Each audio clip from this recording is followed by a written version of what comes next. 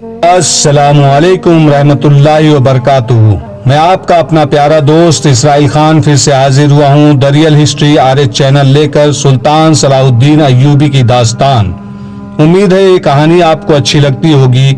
یہ آپ کا اپنا چینل ہے، اسے لائک، سبسکرائب، کمنٹ، شیئر ضرور کریے گا۔ آج کے کردار میں سلطان صلاح الدین ایوبی، علی بن سفیان، وہ دو لڑکیاں اور جو عالم بنا ہوا ہے یہودی عیسائی، گیا آف لوزینان، بادشاہ کنارڈ، حاتم الاکبر، مہدی آبادان اور ہرمن جو جاسوسی انٹیلیجنس کا سراغ ریسا تھا، کرسچن جو جرمن کا رہنے والا تھا۔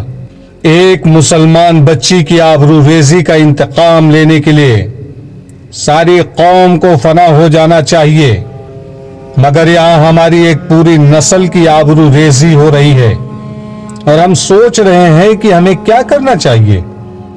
صلیبیوں نے ہماری بچیوں کو بدکاری کے لیے تیار کیا اور ہم سے ان کے ساتھ بدکاری کرا رہے ہیں۔ محترم امیر، اگر میں جذباتی نہیں ہو گیا تو مجھے یہ تجویز پیش کرنے کی اجازت دیں کہ ہمیں فلسطین لینا ہے۔ صلیبیوں نے ہمارے قبلہ اول کو بدی کا مرکز بنا دیا ہے۔ ایک اور آدمی اٹھا، لیکن سلطان ایوبی نے ہاتھ کے اشارے سے اسے بٹھا دیا اور کہا، میں یہی سننا چاہتا تھا۔ آپ میں سے جو میرے قریب رہتے ہیں جانتے ہیں کہ میرا اولین ہدف فلسطین ہے۔ میں مصر کی عمارت کے فرائض سنبھالتے ہی فلسطین پر حملہ کرنا چاہتا تھا، مگر 2 سال سے زیادہ عرصہ گزر گیا ہے۔ ایمان فروشوں نے مجھے مصر میں ایسا الجھایا ہے جیسے میں دلدل میں پھنس گیا ہوں۔ ذرا ان 2 سالوں کے واقعات پر غور کریں۔ آپ صلیبی تخریب کاروں اور غداروں کے خلاف لڑ رہے ہیں۔ سوڈانیوں کو ہمارے خلاف لڑانے والے ہم میں سے ہی ہیں۔ سوڈانی حبشیوں سے مصر پر حملہ کرانے والے ہمارے اپنے سالار اور کماندار تھے۔ وہ اس قومی خزانے سے تنخواہ لیتے تھے جس میں قوم کا پیسہ ہے اور جس میں خدا کے نام پر دی ہوئی زکوٰۃ کا پیسہ ہے۔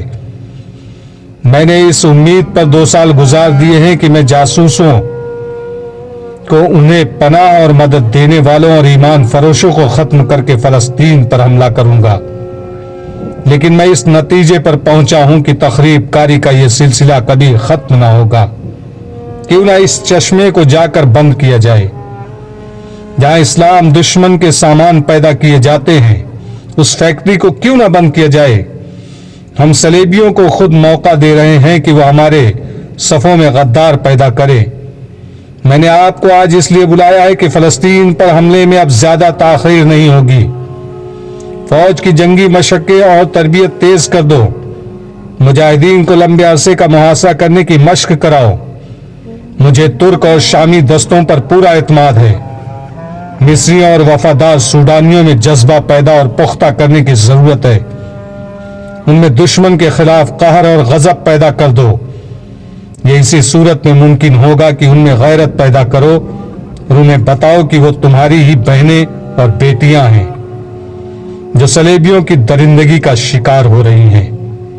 آپ میں انتظامیہ کے جو حضرات ہیں ان کے ذمے یہ فرض ہے کہ وہ مسجدوں کے پیش اماموں سے کہے کہ لوگوں پر جہاد کی غرض و غایت واضح کرے اور نوعمر لڑکیوں میں عسکری خیالات پیدا کریں۔ کوئی بھی پیش امام یا خطیب اسلامی نظریات کو غلطی سے یا دانستہ غلط رنگ میں پیش کرتا ہے، اسے امامت کے فرائض سے سبکدوش کر دیں۔ اگر کردار مضبوط ہو تو کوئی کشش اور کوئی انگیخت گمراہ نہیں کر سکتی۔ ذہنوں کو فارغ نہ رہنے دیں، کھلا نہ چھوڑیں، ورنہ دشمن انہیں استعمال کرے گا۔ فوجوں کے کوچ کے احکامات آپ کو جلدی مل جائیں گے۔ اللہ آپ کا حامی اور ناصر ہے۔ 7 روز گزر گئے۔ عالم جاسوس اور دونوں لڑکیوں کو سلطان ایوبی نے ملاقات کے لیے بلایا۔ انہیں لایا گیا تو سلطان ایوبی نے کہا کہ انہیں دوسرے کمرے میں بٹھا دو۔ ان کے پاؤں میں بیڑیاں اور ہاتھوں میں زنجیریں تھیں۔ انہیں جس کمرے میں بٹھایا گیا وہ سلطان ایوبی کے خاص کمرے کے ساتھ تھا۔ دونوں کے درمیان ایک دروازہ تھا جس کا ایک کواڑ کھلا ہوا تھا۔ سلطان ایوبی کمرے میں ٹہل رہا تھا۔ اس نے ٹہلتے ٹہلتے کہا، میں فوری طور پر کرک پر حملہ کرنے کا فیصلہ کر چکا ہوں۔ کرک فلسطین کا ایک قلعہ نما قصبہ تھا۔ دوسرا مشہور قصبہ شوبک تھا۔ یہ بھی ایک مضبوط قلعہ تھا، شوبک کے صلیبیوں نے مرکز بنا رکھا تھا۔ صلیبی بادشاہ اور اعلیٰ کمانڈر شوبک میں ہی اکٹھے ہوا کرتے تھے، یہی صلیبیوں کی انٹیلیجنس کا ہیڈ کوارٹر تھا اور یہ جاسوسوں کا ٹریننگ کیمپ تھا۔ سلطان ایوبی کے فوجی اور شہری انتظامیہ کے حلقوں میں یہ خیال یقین کی حد تک تھا کہ سلطان ایوبی سب سے پہلے شوبک پر حملہ کرے گا، کیونکہ اس جگہ کی اہمیت ہی ایسی تھی۔ اگر اس مضبوط اڈے کو سر کر لیا جاتا تو صلیبیوں کی کمر توڑی جا سکتی تھی، مگر سلطان ایوبی کہہ رہا تھا کہ پہلے کرک پر حملہ کیا جائے گا۔ یہ تو شانوی اہمیت کی جگہ تھی۔ ایک نائب سالار نے کہا، محترم، آپ کا حکم سر آنکھوں پر، میری ناقص رائے یہ ہے کہ پہلے شوبک سر کر لیا جائے۔ دشمن کی مرکزی کمان ختم کرنا ضروری ہے۔ اگر ہم نے شوبک لے لیا تو کرک لینا کوئی مشکل نہ ہوگا، اور اگر ہم نے کرک پر طاقت ضائع کر دی تو شوبک لینا ناممکن ہو جائے گا۔ دوسرے کمرے میں جاسوس بیٹھے تھے، درمیانی دروازے کا ایک کیوال کھلا تھا۔ سلطان ایوبی کے کمرے کی آوازیں اس کمرے میں صاف سنائی دے رہی تھی۔ عالم جاسوسوں کے کان کھڑے ہوئے، وہ آہستہ آہستہ سڑک کر دروازے کے ساتھ ہو گیا۔ اس وقت سلطان ایوبی کہہ رہا تھا، میں درجہ بدرجہ پیش قدمی کرنا چاہتا ہوں۔ کرک شوبک کی نسبت آسان شکار ہے، میں اس پر قبضہ کر کے اسے اڈا بنا لوں گا، کمک منگوا کر اور فوج کو کچھ عرصہ آرام دے کر پوری تیاری کے بعد شوبک پر حملہ کروں گا۔ اس قصبے کا وفا ہمارے جاسوسوں کے کہنے کے مطابق اتنا مضبوط ہے کہ ہمیں لمبے عرصے تک اسے محاصرے میں رکھنا پڑے گا۔ میرا خیال ہے کہ کرک پر ہماری زیادہ طاقت ضائع نہیں ہوگی۔ ہمیں پہلے ایک اڈا چاہیے اور ایسی رسد گاہ جہاں سے ہمیں فوری طور پر رسد ملتی رہے۔ عالم جاسوس دروازے کے ساتھ بیٹھا سن رہا تھا۔ دونوں لڑکیاں بھی اس کے پاس آ بیٹھی۔ علی بن سفیان نے بھی دھیان نہ دیا کہ ایسی راز کی باتیں جاسوسوں کے کانوں میں پہنچ رہی ہے۔ ہو سکتا ہے سلطان ایوبی اور علی بن سفیان نے اس لیے احتیاط نہ کی ہو کہ ان جاسوسوں کو شوبک واپس تھوڑے ہی جانا تھا، انہیں تو ساری عمر قید میں گزارنی تھی یا جلاد کے ہاتھوں مرنا تھا۔ عالم جاسوس نے لڑکیوں سے سرگوشی میں کہا، کاش ہم میں سے کوئی ایک یہاں سے نکل سکے اور صلاح الدین ایوبی کے اس ارادے کی اطلاع شوبک اور کرک تک پہنچا دے۔ یہ کتنا قیمتی راز ہے، اگر پہلے ہی وہاں پہنچا دیا جائے تو مسلمانوں کی فوج کو کرک کے راستے میں ہی لڑائی میں الجھا کر اس کی طاقت ختم کی جا سکتی ہے۔ ان کا حملہ کرک سے دور ہی پسپائی میں بدلا جا سکتا ہے۔ ہمیں مکمل رازداری کی ضرورت ہے۔ سلطان ایوبی کمرے میں ٹہلتے ہوئے کہہ رہا تھا، اگر صلیبیوں کو ہمارے حملے کی خبر قبل از وقت ہو گئی تو ہم کرک تک نہیں پہنچ سکیں گے، ہمیں راستے میں روک لیں گے۔ ہمارے لیے خطرہ یہ ہے کہ صلیبیوں کے مقابلے میں ہماری فوج بہت کم ہے۔ صلیبیوں کی نفری زیادہ ہونے کے علاوہ ان کے گھوڑے اور ہتھیار ہم سے بہتر ہیں۔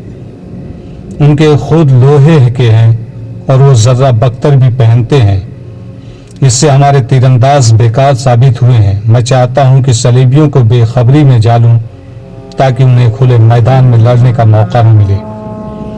اگر وہ کھلے میدان میں لڑے تو ہمارے عقب میں آ کر وہ ہماری رسد کا نظام روک دیں گے، اس کا نتیجہ پسپائی اور شکست کے سوا اور کچھ نہ ہوگا۔ میں وہ راستہ اختیار کروں گا جو جاریب کے ٹیلوں میں سے گزرتا ہے۔ یہ بڑا وسیع اور عریض علاقہ ہے۔ مجھے خطرہ صرف یہ نظر آ رہا ہے کہ صلیبی راستے میں آ کر لڑے تو ہمیں شکست کے لیے تیار رہنا چاہیے۔ اس کا علاج یہ ہے کہ فوج کو 3-4 حصوں میں تقسیم کر کے صرف رات کے وقت کوچ کرایا جائے، دن کے وقت کوئی حرکت نہ کی جائے۔ علی بن سفیان نے کہا، راستے میں کوئی بھی اجنبی آدمی یا قافلہ نظر آئے اسے روک لیا جائے اور کرک تک پہنچنے تک اسے اپنے ساتھ رکھا جائے۔ جاسوسی کے خلاف یہی اقدام کارگر ہو سکتا ہے۔ اس وقت جب عالم جاسوس اور 2 لڑکیاں سلطان ایوبی کی زبان سے اس قدر نازک اور اہم منصوبہ سن رہی تھی، شوبک کے قلعے میں صلیبیوں کی اہم شخصیتوں اور کمانڈروں کی کانفرنس بیٹھی ہوئی تھی۔ وہ لوگ پریشان سے تھے۔ ان میں حاتم الاکبر نام کا ایک مصری مسلمان بھی بیٹھا تھا۔ انہیں خبریں تفصیل سے سنا چکا تھا کہ خلیفہ العزد نازولی کے بعد مر چکا ہے، مصر اب بغداد کے خلیفہ کے تحت آ گیا ہے۔ صلیبیوں کا وفادار مسلمان نائب سالار رجب پر اسرار طریقے سے مارا جا چکا ہے۔ وہ جن 3 لڑکیوں کو شوبک سے لے گیا تھا وہ ماری جا چکی ہیں، اور صلیبیوں کا ایک اور وفادار مسلمان فوجی حاکم فیض الفاطمی بھی جلاد کے ہاتھوں مروا دیا گیا ہے۔ اب حاتم الاکبر نے انہیں یہ خبر بدسنائی کی جس عالم جاسوس کو 2 لڑکیوں کے ساتھ قاہرہ بھیجا گیا تھا وہ عین اس وقت لڑکیوں کے سمیت گرفتار ہو گیا ہے جب اس کا مشن کامیاب ہو رہا تھا۔ یہ ثبوت ہے کہ صلاح الدین ایوبی کا سراغ رسانی کا نظام بہت ہوشیار ہے، کناڈ نے کہا۔ کناڈ صلیبیوں کا مشہور حکمران اور فوجی کمانڈر تھا۔ اس نے کہا ان لڑکیوں کو وہاں سے آزاد کرانا ممکن نہیں، نہایت اچھی لڑکیاں ضائع ہوتی جا رہی ہیں، یہ قربانی دینی پڑے گی، صلیب کی خاطر ہمیں یہ قربانی دینی پڑے گی۔ صلیبیوں کے ایک اور بادشاہ اور فوجی کمانڈر گے آف لوزینان نے کہا ہمیں بھی مرنا ہے، ہمارے جو آدمی پکڑے گئے انہیں بھول جاؤ، ان کی جگہ اور آدمی بھیجو۔ یہ 2 لڑکیاں کہاں سے آئی تھی؟ اس نے پوچھا۔ اور وہ 3 لڑکیاں کون تھی جو رجب کے ساتھ ماری گئی تھی؟ ان میں 2 عیسائی تھی۔ ان کے انٹیلیجنس کے سربراہ نے جواب دیا جس کا نام تھا ہرمن۔ دونوں اطالوی تھی اور 3 مسلمان تھی۔ انہیں بچپن میں اڑایا گیا تھا، بہت خوبصورت تھی، جوانی تک انہیں یاد نہیں رہا تھا کہ وہ مسلمان تھی۔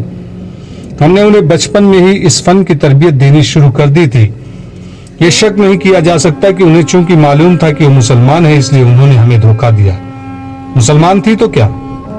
کناڈ نے کہا اور حاتم الاکبر کی طرف اشارہ کر کے کہا ہمارا پیارا دوست حاتم بھی تو مسلمان ہے، کیا اسے اپنے مذہب کا پاس نہیں؟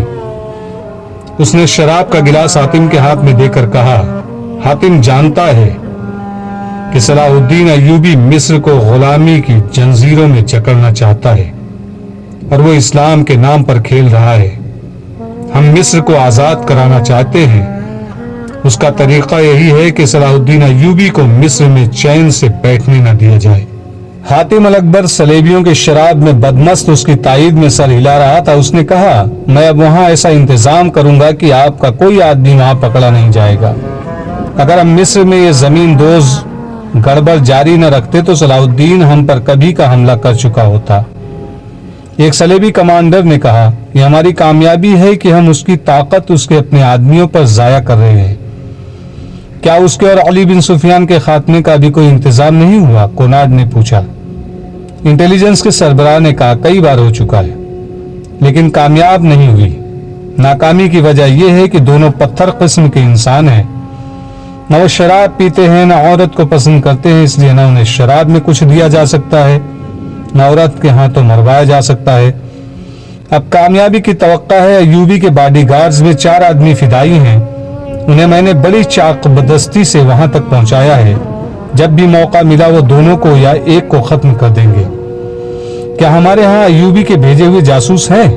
گے آف لوزینان نے پوچھا۔ یقیناً ہیں، انٹیلیجنس کے سربراہ نے جواب دیا۔ جب سے ہم نے مصر میں اور ادھر شام میں جاسوسی اور تباہ کاری کا سلسلہ شروع کیا ہے، صلاح الدین نے بھی اپنے جاسوس ہمارے ہاں بھیج دیے ہیں۔ ان میں سے 2 پکڑے گئے ہیں، وہ اذیتوں سے مر گئے مگر اپنے کسی تیسرے ساتھی کی نشاندہی نہیں کی۔ ان کی کامیابی کس حد تک ہے؟ بہت حد تک، دوسرے نے جواب دیا۔ کرک میں ہمارے رسد کو جو آگ لگی تھی جس میں آدھی رسد جل گئی اور 11 گھوڑے زندہ جل گئے تھے، وہ ایوبی کے تباہ کار جاسوسوں کا کام تھا۔ میں آپ کو یہ بھی بتا سکتا ہوں کہ ہمارے جنگی کیفیت اور اہلیت کی پوری معلومات صلاح الدین ایوبی کو ملتی رہتی ہے۔ اس کے جاسوسوں کو خراج تحسین پیش کرتا ہوں کہ جان پر کھیل جاتے ہیں اور کام پوری دیانتداری سے کرتے ہیں۔ ان میں بہت دیر اس مسئلے پر بحث